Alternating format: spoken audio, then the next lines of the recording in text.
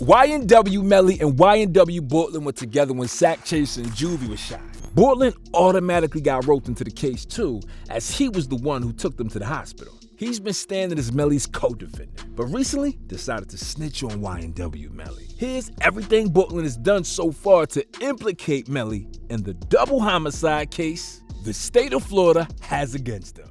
YNW Bortlen arrives at the hospital with his two friends who had been shot sitting in the backseat of his car. He looks shocked as nurses rush to administer care to YNW Sack Chaser and YNW Juvie, who had just been shot. But there's something wrong. When Melly, Sack Chaser, Juvie, and Bortlen all left the recording studio before the unfortunate incident, Bortlen wore a white shirt. But at the hospital, he was wearing a black hoodie, which signifies that he carried a change of clothes. However, it doesn't mean that he's responsible for the shooting. Maybe he was just lucky enough to have had fresh clothes inside his car at that point. But things started to get suspicious when YNW Bortlen gave inconsistent testimony on where the shooting happened. I got on past the light and then it happened like. So it at the time that you passed Chick-fil-A, did the shooting already happen or no? No. Okay. You said at the time I passed it? Yeah. Like a little after. I was saying just a little after. Okay, so you passed the light over here. Yeah. As the investigators continued to grill him, his story started changing, and it was almost as if he had a vivid memory of what happened.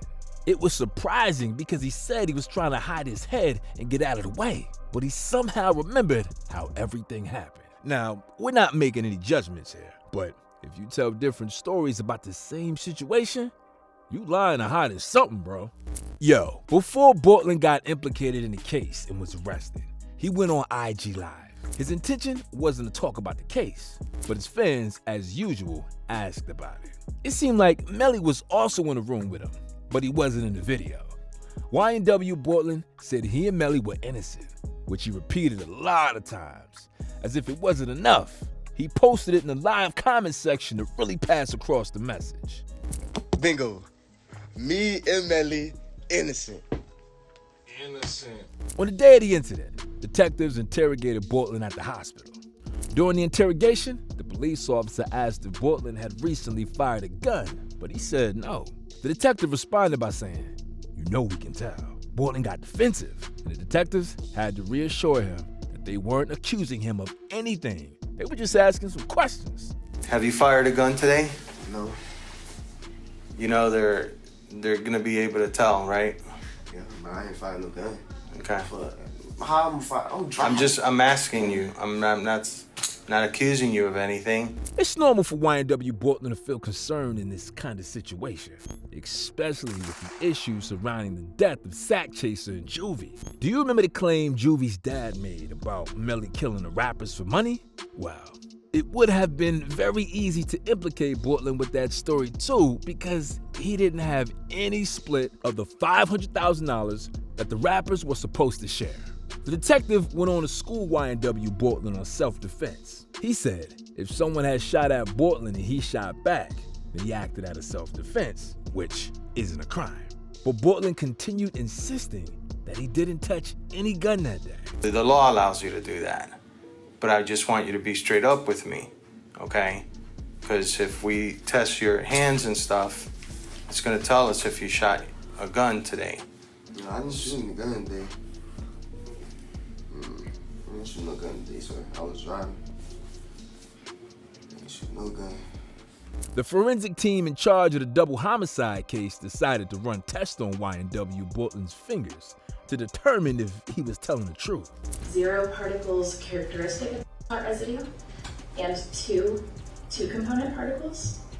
And the left hand contained 1 particle characteristic of heart residue and 1 two-component particle.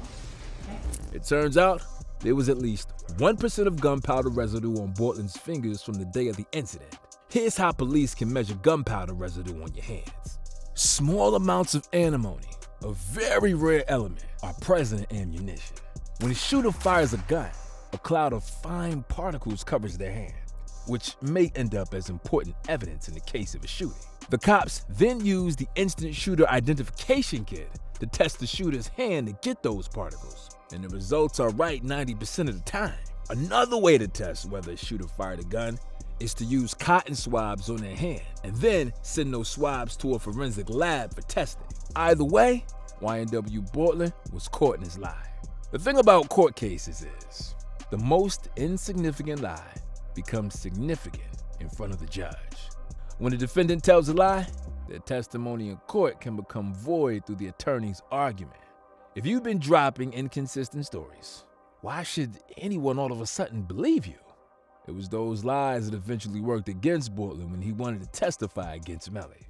When music fans heard about Bortlen's willingness to testify against Melly in court, they were petrified because it would mean that the Murder on My Mind rapper was actually guilty.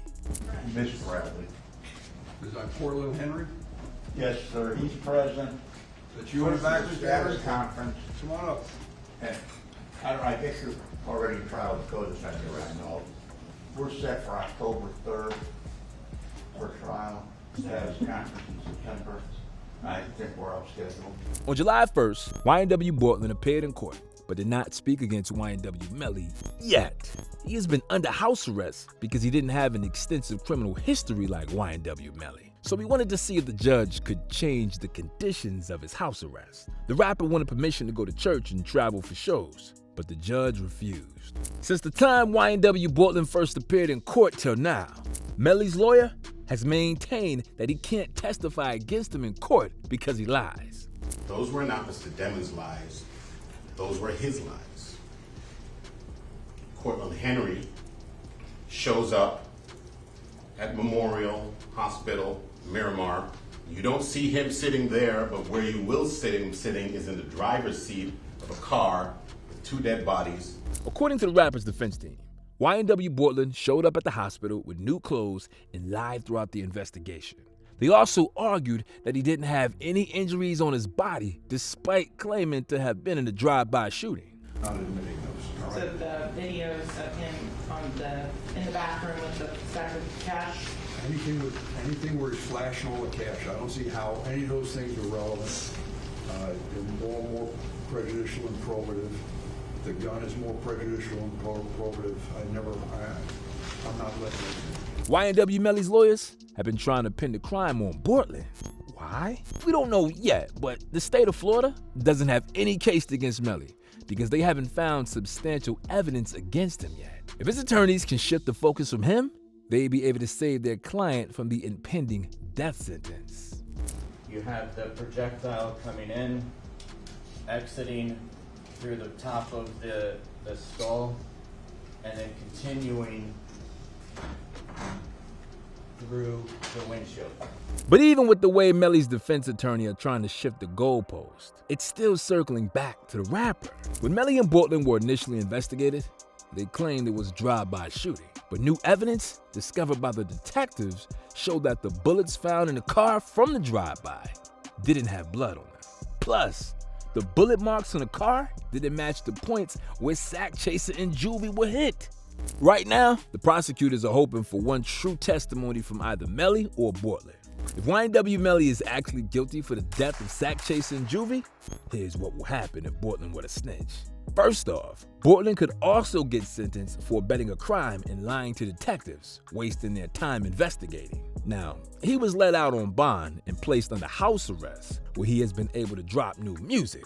But he can get sent to jail and spend close to 10 years for keeping quiet about Melly's crime. Also, Melly could get sentenced to life in prison or even get a death sentence.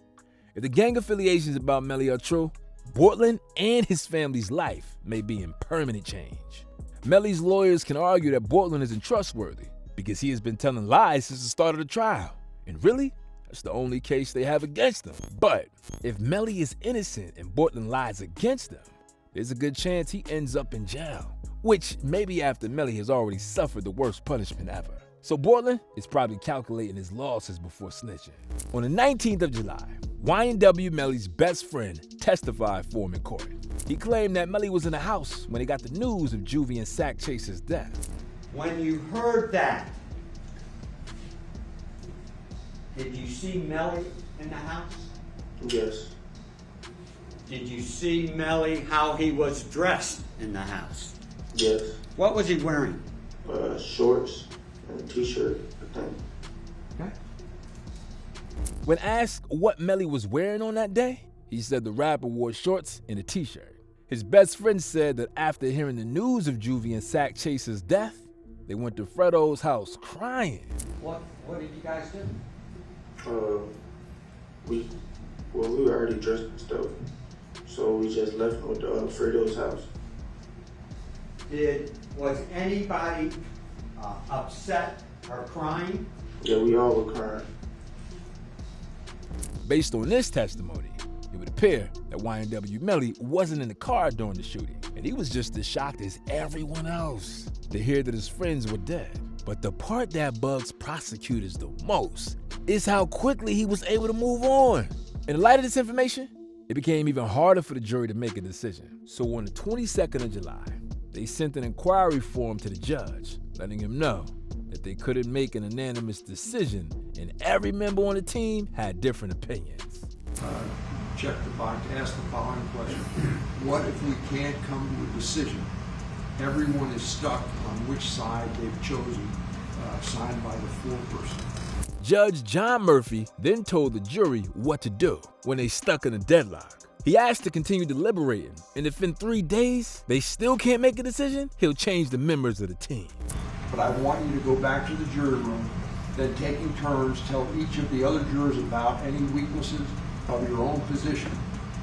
You should not interrupt each other or comment on each other's views until each of you have had a chance to talk. If they still can't make a decision, the judge would declare a mistrial and dismiss the case, which he did. You simply cannot reach a verdict. Then return to the courtroom, and I will declare this case mistrial and will discharge you with my sincere appreciation for your services. Ladies and gentlemen, you may now retire to continue with your deliberations. So far, some organizations have been using YNW Melly's case to gain profit. Recently, BetOnline_AG posted a picture of YNW Melly on their IG page with the caption, "Guilty or innocent." Melly's case is still ongoing, and the only way out for him is for the detectives to find a murder weapon without his DNA on it. Even if Bortlen were to testify against him, they still need more consequential evidence to find the motive behind the crime.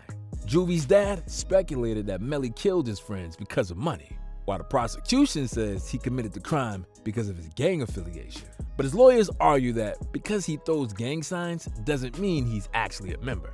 They cited the case of Serena Williams when she does the crip walk on the tennis court in honor of her hometown. It may be wise to not affiliate yourself with the gang if you're not part of them. Although it may not seem like a big deal initially, it could come back to haunt you.